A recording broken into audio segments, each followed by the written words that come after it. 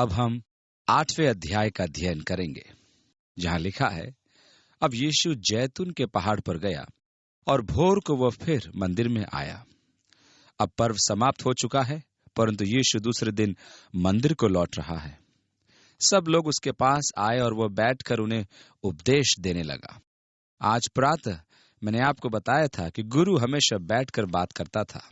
तब शास्त्री और फरीसी एक स्त्री को लाए जो व्यभिचार करते पकड़ी गई थी, और उसको बीच में खड़ा करके यीशु से कहा, हे गुरु, ये स्त्री व्यभिचार करते पकड़ी गई है।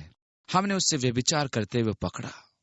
अब आगे लिखा है, व्यवस्था में मूसा ने हमें आज्ञा दी है कि ऐसी स्त्रियों पर पथराव करें, पर आप क्या कहते हैं? उन्होंने उसको परखने के लिए बात कही ताकि उस पर दोष लगाने के लिए कोई बात पाए। परंतु यीशु झुककर उंगली से भूमि पर लिखने लगा, और जब वह सोच रहा था तो उसने सुना भी नहीं कि वे क्या कह रहे थे। जब वे उससे पूछते ही रहे तो सीधे होकर उनसे कहा, तुम में जो निष्पाप हो वही पहले उसको पत्थर मारे। और झुककर फिर भूमि पर उंगली से लिखने लगा, और अपनी आत्मा से धिक्कारे जाने पर उनकी बोलती बंद हो गई, और बड़ों से लेकर छोटों तक एक एक करके निकल गए, और यीशु अकेला रह गया और स्त्री वहीं बीच में खड़ी रह गई। अब मुझे इस विषय में 2-3 बातें कहनी है। कठिनाई यह है कि वह पुरुष कहाँ था, क्योंकि लोगों ने उन्हें रंगे हाथों पकड़ा था, और मूसा की व्यवस्था के अनुसार तो उन दोनों का ही पथरवा होना था। तो फिर वे लोग केवल स्त्री को ही क्यों लाए जबकि दोनों पकड़े गए थे?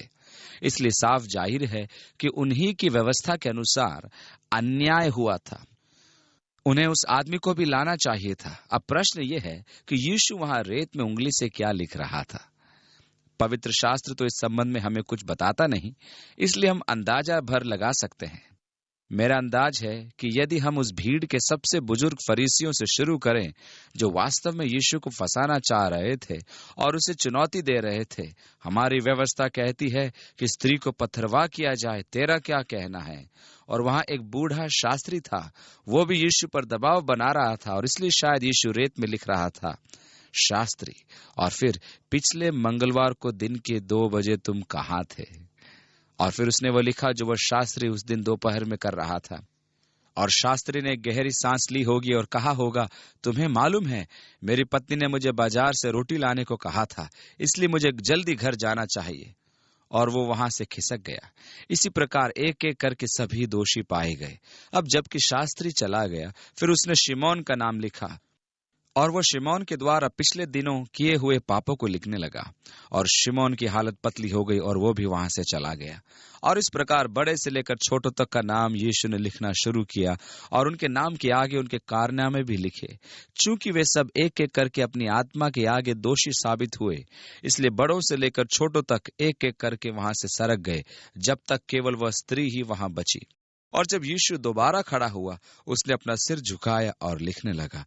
अंत में यीशु ने सीधे होकर उससे कहा, हे नारी, तुझ पर दोष लगाने वाले कहाँ गए? क्या किसी ने तुझ पर दंड की आज्ञा न दी? और उसने कहा, प्रभु, किसी ने नहीं।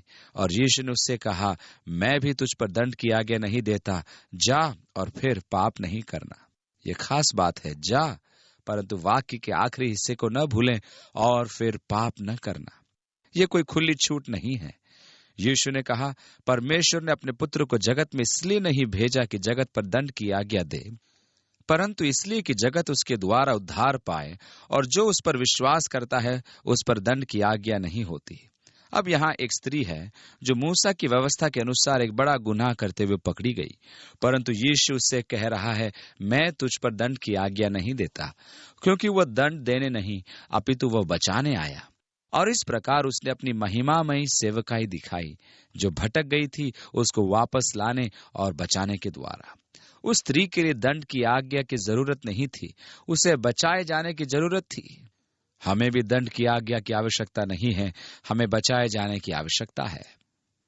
जब हम रोमियो के 8वें अध्याय को देखते हैं तो हमारे सामने एक साहित्यिक प्रश्न सामने आता है, वह कौन है जिस पर दंड की आज्ञा होती है? यदि आप परमेश्वर के संतान होने के नाते दंड की आज्ञा के नीचे जी रहे हैं, तो ये इसलिए है कि यीशु ने आप पर दंड की आज्ञा की। परमेश्वर हमें अपनी उस छवि से मुक्त होने में सहायता करे कि जो हमारा इंतजार कर रही है कि हम कुछ गलत करें और वो हमें मिटा दे। अक्सर हम सांता क्लॉज की छवि को परमेश्वर में देखना चाहते हैं, मानो ऐसा दयालु व्यक्ति जो मुफ्त में इनाम बांटता है। परमेश्वर ही सांता क्लॉस होता तो कितना अच्छा होता। मानो परमेश्वर हमसे पूछता रहता है कि मुझे बताओ तुम्हें कौन सा उपहार चाहिए। छोटे बालक इस प्रकार क्रिसमस का इंतजार करते हैं और हम इसी प्रकार की प्रार्थनाएं करते हैं कि जो कुछ हम चाहते हैं वो सब परमेश्वर हमें दे दे।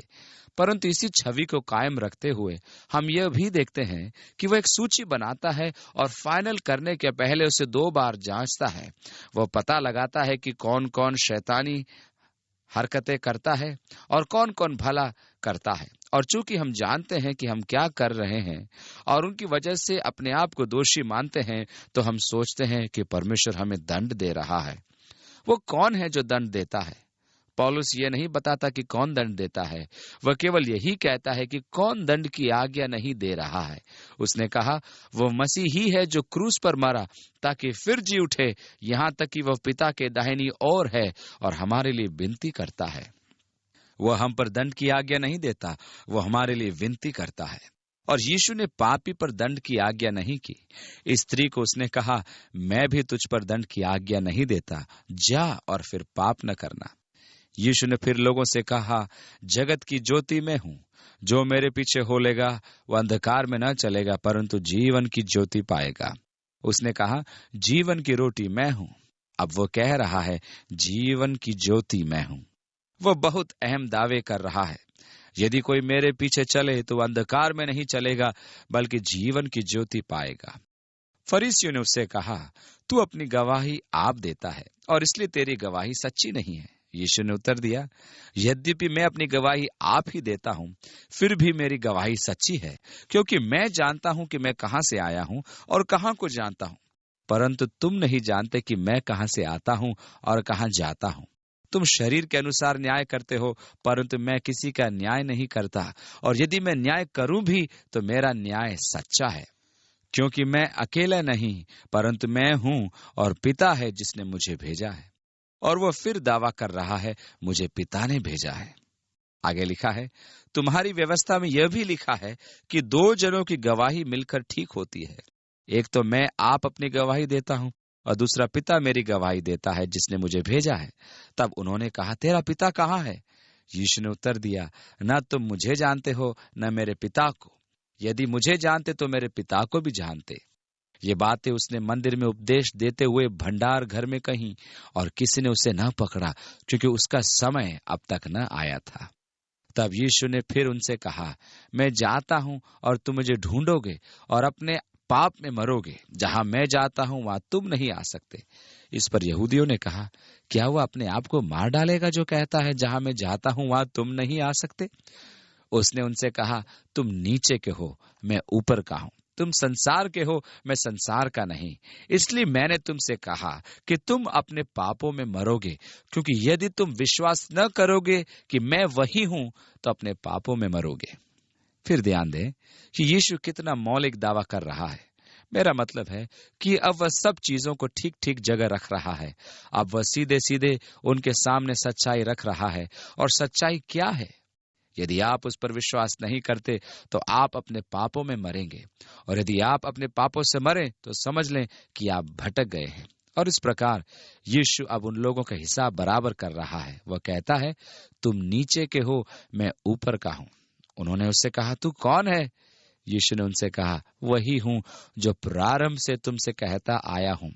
तुम्हारे विषय में मुझे बहुत कुछ कहना और निर्णय करना है, परंतु मेरा भेजने वाला सच्चा है, और जो मैंने उससे सुना है वही जगत से कहता हूं। वे ये न समझे कि हमसे पिता के विषय में कहता है। तब यीशु ने कहा जब तुम मनुष्य के पुत्र को ऊंचे पर चढ़ाओगे, और यहाँ पर ऊंचे का अर्थ क्रूस से है, इसलिए वो वास्तव में कह रहा है जब तुम मुझे क्रूस पर लटका के ऊपर उठाओगे, या जब तुम मनुष्य के पुत्र को क्रूस दे चुके होंगे। 28वीं आयत उसमें आगे लिखा है तो जानोगे कि मैं वही हूं।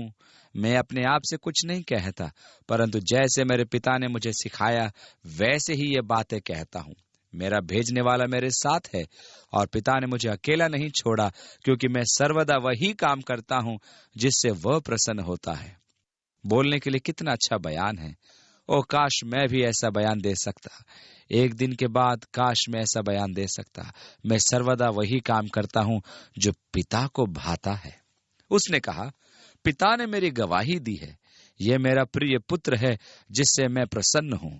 यीशु ने कहा, मेरे अंदर कोई भी अधर्म नहीं है, मैं सर्वदा वही काम करता हूं जिससे वह प्रसन्न होता है। और कुछ समय बाद उसने कहा, तुम में से कौन मुझे पाप के बारे में बता सकता है कि अमुक पाप मैंने किया? मैं सर्वदा वही काम करता हूं जो पिता को भाता है। वह ये बातें कह ही रहा था कि बहुतों ने उस पर विश्वास किया। तब यीशु ने उन यहूदियों से जिन्होंने उस पर विश्वास किया था कहा, यदि तुम मेरे वचन में बने रहोगे तो सचमुच मेरे चेले ठहरोगे। अब तुम मुझ पर विश्वास करो, अब केवल मेरे वचन में बने रहो, और यदि तुम बने रहोगे तो सचमुच मेरे चेले ठहरोगे। 32वीं आयत में, तुम सत्य को जानोगे और सत्य तुम्हें स्वतंत्र करेगा। और इस पर उन्होंने जवाब दिया और कहा, हम तो अब्राहम के वंश से हैं और कभी किसी के दास नहीं हुए। ठीक उसी समय वे रोम की गुलामी में थे, किंतु उन्हें एहसास नहीं था कि यह गुलामी उनके लिए कोई समस्या भी है। वे लगातार रोमी साम्राज्य के विरुद्ध विद्रोह करते रहे और अंत में 70 ईस्वी सन में उनके इस रवैये के कारण उनके देश का नामो निशान मिट गया और हम कभी किसी के दास नहीं हुए। और उनका यही रवैया उनकी बर्बादी का कारण बना। जब रोमियों ने तीतुस की अगुवाई में सेना भेजी और उन्होंने आकर पूरे देश का ही सफाया कर दिया, परंतु मजेदार बात तो यह है कि उनका जीवन तो देखो, हम अब्राहम के वंशज के हैं और कभी किसी के दास नहीं हुए। यीशु ने कहा, क्या तुम जानते हो, यदि तुम सच्चाई में बने रहोगे तो वही सच्चाई का आत्मा तुम्हें स्वतंत्र करेगा। आप कैसे कहते हैं कि आप स्वतंत्र किए गए? 34वीं आयत, यीशु ने उनको उत्तर दिया, मैं तुमसे सच सच कहता हूं कि जो कोई पाप करता है वह पाप का दास है। आप कहते हैं कि आप स्वतंत्र हैं, परंतु यदि आप पाप करते हैं तो आप पाप के दास हैं। बाइबल हमें बताती है कि जिस किसी के भी आगे हम अपने को उसका हुक्म मानने के लिए दे देते हैं तो हम उसके दास हो जाते हैं। चाहे तो हम पाप में पड़कर अधर्म का जीवन बिताएं या फिर आज्ञाकारी बनकर अनंत के जीवन को प्राप्त करें। अब ये जानना अत्यंत रोचक है कि मनुष्य कितनी जल्दी पाप का दास बन जाता है। ये बात जानना भी मजेदार है कि पाप कितनी जल्दी मनुष्य को अपने चंगुल में फंसा लेता है और अपनी उंगलियों पर नचाता है। यदि आप उसके सामने बेबस हैं या असमर्थ हैं और आपका शरीर पाप के जाल में फंस गया है, तो वह पाप आपको ऐसा जकड़ लेगा कि आप पाप के दास बन जाओगे। और हमने बहुत से लोगों को पाप का दास बनते देखा है। और यीशु यहाँ घोषणा कर रहा है कि यदि तुम पाप करोगे तो पाप के दास बन जाओगे। और तुम कहते हो कि तुम स्वतंत्र हो। अरे नहीं, तुम स्वतंत्र नहीं हो, तुम पाप के दास हो। 35वीं आयत, दास सदा घर में नहीं रहता, पुत्र सदा रहता है। इसलिए यदि पुत्र तुम्हें स्वतंत्र करेगा तो सचमुच तुम स्वतंत्र हो जाओगे। और मैं यीशु में अपनी स्वतंत्रता से कितना प्रेम करता हूं। मैं उस स्वतंत्रता से जो उसमें है कितना प्रेम करता हूं। यदि सच पूछा जाए तो मैं उस स्वतंत्रता से इतना प्रेम करता हूं कि मैं जी जान से उसकी रक्षा करता हूं। अक्सर लोगों के सामने एक समस्या रहती है कि लोग अपनी स्वतंत्रता को जो यीशु में है पसंद नहीं करते और उसकी रक्षा नहीं करते। मुझे तो यह बहुत पसंद है। यह आवश्यक भी नहीं कि स्वतंत्रता हो। मुझे स्वतंत्रता प्राप्त है, परंतु मैं उसे मानकर नहीं चलता, क्योंकि जब कभी मैं अपनी स्वतंत्रता का इस्तेमाल करता हूं तो वह मेरी स्वतंत्रता नहीं रह जाती। इसलिए यह जरूरी है कि आप जाने कि आपको अपनी स्वतंत्रता का किस प्रकार उपयोग करना है। परमेश्वर का धन्यवाद हो कि मुझे पीना नहीं पड़ता। परमेश्वर का धन्यवाद हो कि मुझे ये सब कार्य नहीं करने पड़ते। कुछ लोग इन्हें करने के लिए मजबूर हो जाते हैं। कुछ लोग अपने पर काबू नहीं रख पाते। कुछ लोग कोई ना कोई चीज के दास हैं। मैं स्वतंत्र हूं, मुझे दास बनने की जरूरत नहीं। मुझे अपनी निजी स्वतंत्रता नहीं चाहिए, क्योंकि मैं पुत्र के द्वारा स्वतंत्र किया गया हूं। और मैं आपको बताता हूं कि प्रेरित पौलुस ने इसी स्वतंत्रता की चौकसी करने के लिए कहा है। उसने कहा, मेरे लिए सब वस्तुएं व्यवस्था के अधीन हैं। लोगों, मैं स्वतंत्र हूं, परंतु उसने कहा, मैं किसी भी सांसारिक शक्ति से नहीं हारूंगा, अर्थात उसके अधीन नहीं होऊंगा। यदि मैं अपनी स्वतंत्रता का उपयोग इस तरह करूं कि मैं इन शक्तियों के अधीन हो जाऊं, तो मैं अपनी स्वतंत्रता का बलिदान कर रहा हूं। अब मैं स्वतंत्र नहीं हूं। अब मैं अपनी आदतों के कारण किए गए कामों के प्रभाव अथवा शक्ति के अधीन हूं। मैं उन शक्तियों के अधिकार में चला गया हूं। अब मैं उनका दास बन गया हूं। परंतु जब पुत्र तुम्हें छुड़ाएगा, तब तुम वास्तव में स्वतंत्र कहलाओगे। और परमेश्वर का धन्यवाद हो कि वह अर्थात यीशु आपको किसी भी शैतानी शक्ति से बांधने वाली ताकतों से मुक्त कर सकता है, जिसने आपके जीवन पर अधिकार किया हुआ है। वह आपको मादक दवाओं से मुक्त कर सकता है। वह आपको शराबखोरी की बुरी लत से छुड़ा सकता है। आज यदि आप किसी शैतानी शक्ति के अधिकार में हैं, तो वह आपको उससे छुड़ा सकता है। आपको कोई जरूरत नहीं कि आप पाप के दास बने, क्योंकि आज यीशु मसीह आपको उन तमाम शैतानी शक्तियों के प्रभावों से आजाद कर सकता है जो आपके जीवन की गति को रोकी रखी है। जिसको पुत्र स्वतंत्र करे, वही वास्तव में स्वतंत्र है। मैं स्वतंत्रता में कितना आनंद पाता हूं और अपनी स्वतंत्रता का असली आनंद उठा सकता हूं। मैं जानता हूं कि तुम अब्राहम के वंश से हो। अब कुछ समय पहले उन्होंने कहा था, हम अब्राहम के वंश से हैं और कभी किसी के दास नहीं हुए। यीशु ने कहा, मैं जानता हूं कि तुम अब्राहम के वंश से हो, तो भी मेरा वचन तुम्हारे हृदय में जगह नहीं पाता। मैं वही कहता हूं जो अपने पिता के यहाँ देखा है, और तुम वही करते रहते हो जो तुमने अपने पिता से सुना है। उन्होंने उसको उत्तर दिया, हमारा पिता तो अब्राहम है। और यीशु ने कहा, ओह नहीं, ये कैसे हो सकता है कि वे अब्राहम के वंश से हैं और अब्राहम उनका पिता नहीं? क्योंकि यीशु भौतिक और आत्मिक दोनों के बारे में बात कर रहा है। अब्राहम के वंश से होने का अर्थ है कि तुम अब्राहम की संतान हो, क्योंकि अब्राहम तो उनका पिता था जो विश्वासी थे। वह तो कई देशों का पिता था, क्योंकि इश्माइल भी अब्राहम के वंश से था।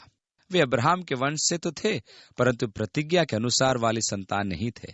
इस प्रकार वह आत्मिक संतान और अब्राहम के भौतिक वंश के बारे में बात कर रहा है।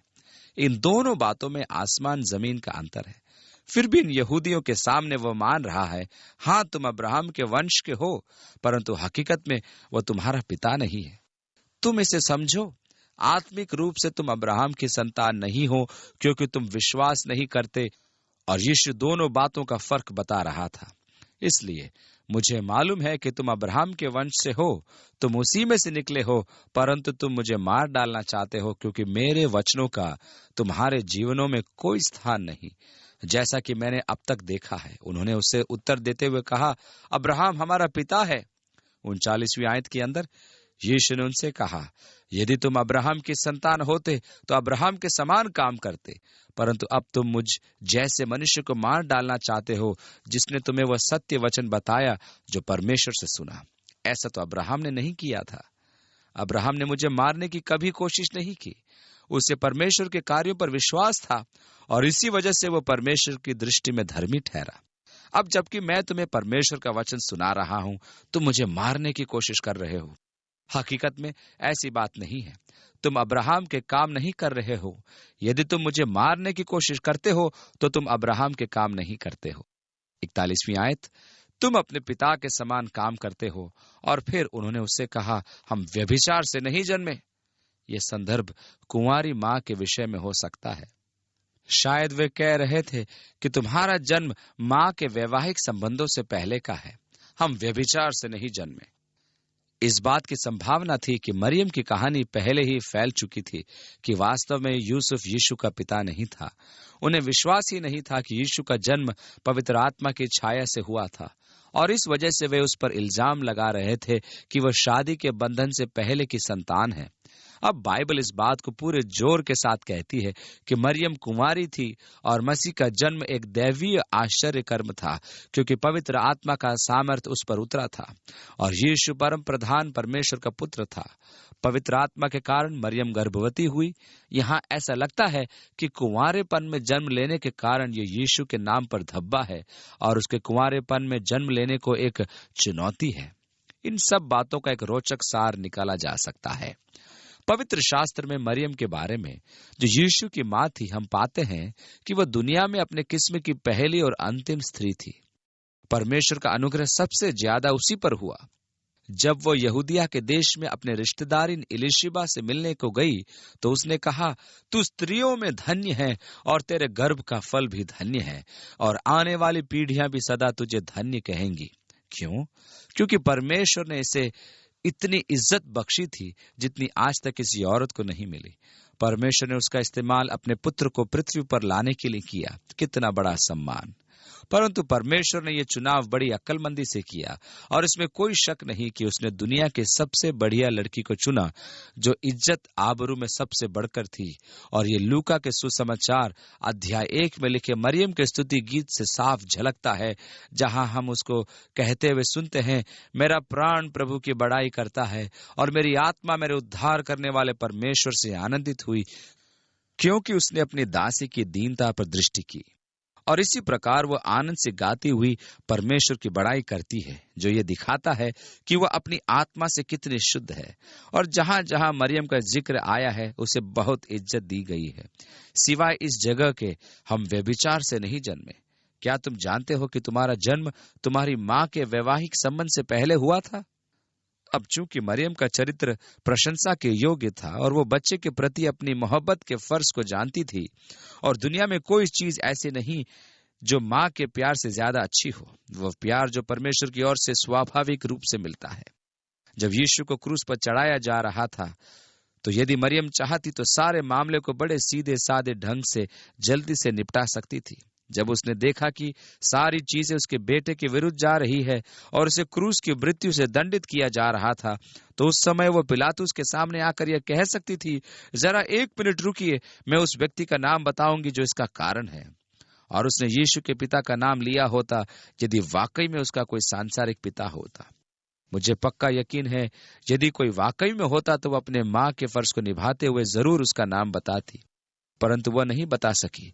वह मजबूर थी और उसे यीशु को मरते हुए देखना पड़ा, क्योंकि उसका कोई सांसारिक पिता था ही नहीं। वह तो परमेश्वर की ओर से उत्पन्न हुआ था, और ये यीशु का मरियम के कुंवारेपन से जन्म लेने का एक पुख्ता सबूत है। यह सत्य है कि मरियम यीशु को दंड से बचा सकती थी यदि वह सांसारिक पिता का नाम लेती, परंतु उसका कोई सांसारिक पिता था ही नहीं। वह तो परमेश्वर से उत्पन्न हुआ था। परंतु यहाँ ऐसा लगता है कि वे उस पर कलंक लगाने को तुले हुए थे। उन्होंने उससे कहा, हम व्यभिचार से नहीं जन्मे, हमारा एक पिता है, अर्थात परमेश्वर। और यीशु ने उनसे कहा, यदि परमेश्वर तुम्हारा पिता होता तो तुम मुझसे प्रेम रखते, क्योंकि मैं परमेश्वर की ओर से आया हूं। मैं आपसे नहीं आया, परंतु उसी ने मुझे भेजा। अब वह कहता रहा है, उसी ने मुझे भेजा है, उसी ने मुझे भेजा है। अब वह उन्हें साफ साफ शब्दों में बता रहा है वह कौन है जिसने उसे भेजा। यदि परमेश्वर तुम्हारा पिता होता तो तुम मुझसे प्रेम करते या रखते, क्योंकि मैं परमेश्वर की ओर से आया हूं। सीधे साधे शब्दों में यीशु ने घोषणा की कि वह स्वयं नहीं आया, परंतु परमेश्वर की ओर से भेजा गया है। कुछ लोग हैं जो कहते हैं, यीशु ने कभी यह दावा नहीं किया कि वह परमेश्वर का पुत्र था। जरा 1 मिनट रुकिए। अभी अभी यहाँ वह उनसे दावा कर रहा है और घोषणा कर रहा है, मैं परमेश्वर की ओर से आया हूं, मैं आपसे नहीं आया, परंतु उसी ने मुझे भेजा। 43वीं आयत में आगे लिखा, तुम मेरी बात क्यों नहीं समझते? इसलिए कि तुम मेरा वचन सुन नहीं सकते, क्योंकि तुम अपने पिता शैतान से हो। उन्होंने कहा था, हमारा पिता अब्राहम है। और तब उन्होंने आगे कहा, हमारा एक ही पिता परमेश्वर है। और यीशु ने कहा, अरे नहीं, तुम्हारा पिता परमेश्वर नहीं है, तुम अपने पिता शैतान से हो। 44वीं आयत, और अपने पिता की लालसाओं को पूरा करना चाहते हो। शैतान की मर्जी यीशु को बर्बाद करना है, तुम वही करना चाहते हो। आगे लिखा, वह तो शुरू से हत्यारा है, तुम भी मुझे मारना चाहते हो। फिर आगे, और सत्य पर स्थिर न रहा, क्योंकि सत्य उसमें है ही नहीं।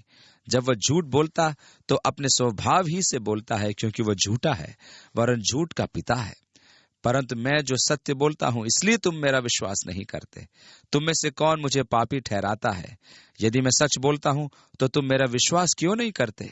जो परमेश्वर से होता है वो परमेश्वर की बातें सुनता है, और तुम इसलिए नहीं सुनते कि परमेश्वर की ओर से नहीं हो। अब ये एक गंभीर बात है, क्योंकि आज आप यहाँ हैं, तो क्या आप परमेश्वर की आवाज या परमेश्वर के वचन को ध्यान से सुन रहे हैं, या यूं ही इस कान से सुनकर उस कान से निकाल रहे हैं? जरा बताइए। आप कह रहे हैं, ओह बहुत हो गया, चलो बंद कर देते हैं, मुझे घर जाना है, मुझे दूसरा काम करना है। क्या आप वाकई में परमेश्वर का वचन सुन रहे हैं और उसे अनुमति दे रहे हैं कि वो आपसे बातें करे? क्या आप उसे ग्रहण करते हैं? क्या वह आपके दिल पर चोट करता है? क्या वह आपके दिल में काम कर रहा है? क्या वह आपकी सेवकाई कर रहा है और आपको आत्मिक भोजन दे रहा है, या फिर आप सिर्फ बेगार टाल रहे हैं? आप तो जल्दी से बता सकते हैं कि आपका पिता कौन है, क्योंकि जो परमेश्वर से होता है वो परमेश्वर की बातें सुनता है। तुम इसलिए नहीं सुनते कि परमेश्वर की ओर से नहीं हो। आगे लिखा है, यह सुन यहूदियों ने उससे कहा, क्या हम ठीक नहीं कहते कि तू सामरी है और तुझ में दुष्ट आत्मा है? यीशु ने उत्तर दिया, मुझ में दुष्ट आत्मा नहीं, परंतु मैं अपने पिता का आदर करता हूँ और तुम मेरा निरादर करते हो।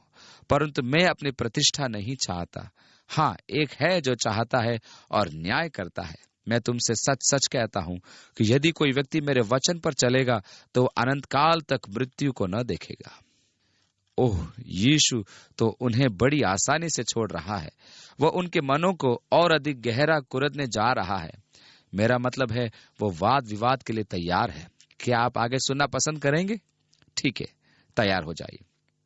और अब एक खास बयान वहां करता है, यदि कोई व्यक्ति मेरे वचन पर चलेगा तो वो कभी मृत्यु को न देखेगा। तब यहूदियों ने उससे कहा, अब हम जान गए कि तुझ में दुष्टात्मा है, क्योंकि अब्राहम मर गया और भविष्यद्वक्ता भी, और तू कहता है कि यदि कोई मेरे वचन पर चले तो कभी मृत्यु को न देखेगा अथवा स्वाद न चखेगा।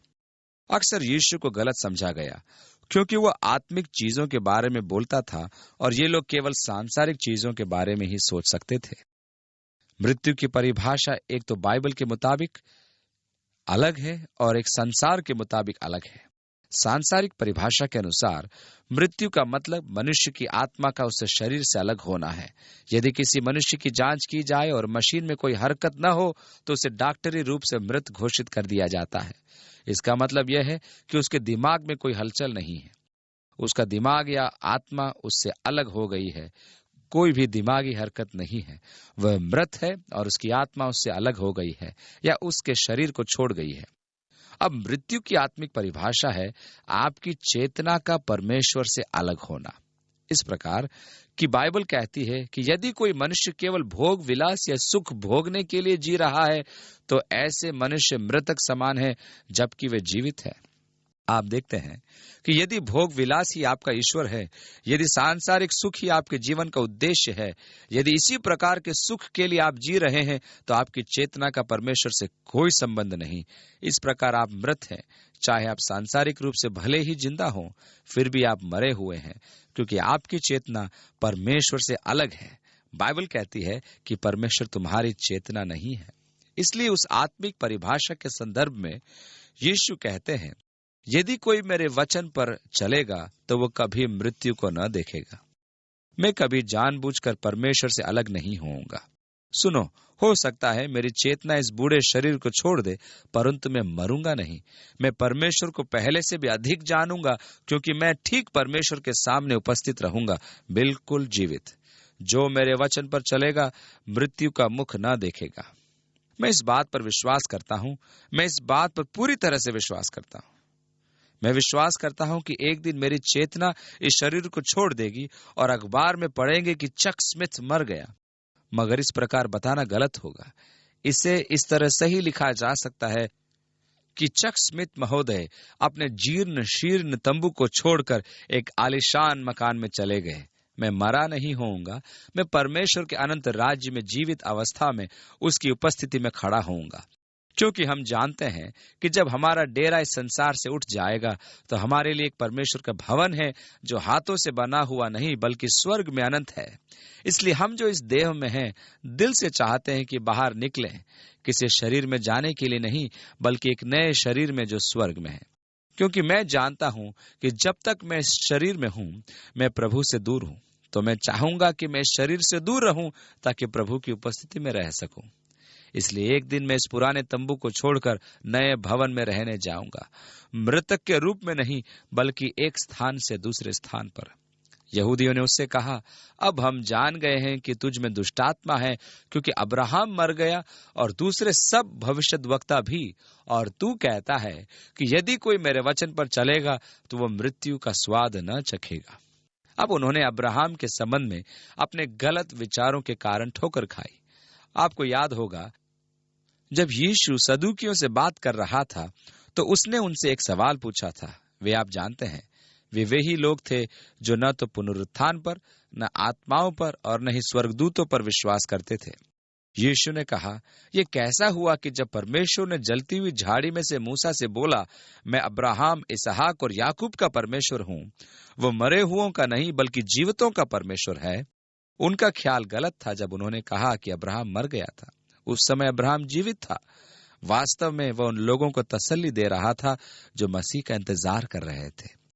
लूका रचित सुसमाचार के 16वें अध्याय में हम पाते हैं कि उस गरीब मनुष्य को स्वर्गदूतों ने ले जाकर अब्राहम की गोद में बिठा दिया, जहां वह उन लोगों को तसल्ली दे रहा था जो मसीह का इंतजार कर रहे थे। 53वीं आयत, क्या तू हमारे पिता अब्राहम से बड़ा है जो मर गया, और भविष्यद्वक्ता भी मर गए? तू अपने आप को क्या ठहराता है? और यीशु ने उत्तर दिया, यदि मैं आप अपनी महिमा करूं तो मेरी महिमा कुछ नहीं, परंतु मेरी महिमा करने वाला मेरा पिता है, जिसे तुम कहते हो कि वह तुम्हारा परमेश्वर है। तुमने तो उसे नहीं जाना, परंतु मैं उसे जानता हूं। यदि मैं कहूं कि मैं उसे नहीं जानता, तो मैं तुम्हारी तरह झूठा ठहरूंगा, परंतु मैं उसे जानता और उसके वचन पर चलता हूं। आप देखें कि यीशु इन लोगों के साथ अपने वचनों की खिचड़ी नहीं पका रहा है। मेरे कहने का मतलब है कि वह उन्हें अपने रंग में रंग रहा है। और फिर उनसे कहा, तुम्हारा पिता अब्राहम मेरे दिन देखने की आशा से बहुत मगन था, और उसने देखा और आनंद किया। और यहूदियों ने उससे कहा, अब तक तू 50 वर्ष का नहीं, फिर भी तूने अब्राहम को देखा? यीशु ने उनसे कहा, मैं तुमसे सच सच कहता हूं कि पहले इसके कि अब्राहम उत्पन्न हुआ, मैं हूं। इस प्रकार यह उसकी अलौकिकता की खुली घोषणा है, जिसमें उसने परमेश्वर के नाम का इस्तेमाल किया जो अनंत परमेश्वर है। जब मूसा ने कहा, मैं क्या कहूंगा कि मुझे किसने भेजा है, उसको जवाब मिला, कहना, मैं जो हूं सो हूं ने तुझे भेजा है। वह नाम जो परमेश्वर के अनंत काल की प्रकृति को दिखाता है। अब तक तू 50 वर्ष का नहीं, तेरे कहने का मतलब है कि तूने अब्राहम को देखा। और यीशु ने कहा, इससे पहले कि अब्राहम उत्पन्न हुआ, मैं हूं। अब उन्हें समझ में आ गया कि वह क्या कह रहा था, क्योंकि तब उन्होंने उसे मारने के लिए पत्थर उठाए, परंतु यीशु छिपकर मंदिर से निकल गया। अब अब्राहम ने यीशु को कब देखा? तुम्हारा पिता अब्राहम मेरा दिन देखने की आशा से बहुत मगन था। अब्राहम ने उसे कब देखा? इस बात की काफी संभावना है कि यह संदर्भ पुराने नियम के मेल्किसेदेक से संबंधित हो, क्योंकि जब अब्राहम 5 राजाओं पर विजय प्राप्त करके लौटा तो शालेम का राजा उससे मिला, जो शांति का राजा था, और उसने अब्राहम को रोटी और दाखरस अर्थात सहभागिता दी, और अब्राहम ने उसे अपनी लूट का दशमांश दिया। और इस बात की भी काफी संभावना है कि यही मल्किसेदेक, जिसे थियोफेनी अर्थात परमेश्वर की मुखाकृति भी कहते हैं, वास्तव में यीशु मसीह ही था। इससे पहले कि अब्राहम उत्पन्न हुआ, मैं था, और तुम्हारा पिता अब्राहम मेरा दिन देखने की आशा से बहुत मगन था, और उसने देखा। कुछ और गवाह हैं जिनसे साफ मालूम पड़ता है कि मल्किसेदेक और कोई नहीं, यीशु मसीह ही था। ये कहा जाता है कि उसकी वंशावली का कोई अता पता नहीं था। वह लेवियों के याजक घराने से भी नहीं था, क्योंकि उस समय तक लेवी उत्पन्न ही नहीं हुए थे। लेवी अब्राहम के घराने से था, जिनमें से याजक परिवार बना। इसलिए इस बात की पूरी संभावना है कि पुराने नियम में मल्किसेदेक के रूप में यीशु ही अब्राहम को मिला था। एक और संभावना है, और वह यह है कि जब प्रभु का स्वर्गदूत सदोम नगर को नाश करने के लिए मार्ग में ही था, जैसा कि आप जानते हैं, अब्राहम यहोवा या यीशु मसीह से बात कर रहा था। जब वह सदोम अमोरा के नगरों के लिए विनती कर रहा था, यदि नगर में 50 धर्मी हो तो भी तू क्या उन अधर्मियों के साथ उन्हें मार डालेगा? कह तेरा उचित न्याय जरूरी नहीं? और जब वो आप पढ़ते हैं तो पाते हैं कि अब्राहम यहोवा से बात कर रहा है और यहोवा उसका उत्तर दे रहा है। इसलिए संभव है कि अब्राहम ने यीशु को देखा और उस दिन के लिए खुश हुआ, परंतु यीशु तो शुरू ही से था और पुराना नियम के समय उसका प्रकाशन हुआ था। आगे हम अध्याय 9 और 10 का अध्ययन करेंगे। प्रभु आपके मार्गों में आपको आशीष दे। पवित्र आत्मा आपके जीवन में सामर्थ्य के कार्य करे, परमेश्वर के प्रेम से परिपूर्ण हो और अंधेरे मार्गों में आपके पथ का उजियाला हो। और जो अंधेरे में बैठे हैं उनके जीवन में भी आशा की किरण फूटे। यीशु के नाम में आमीन।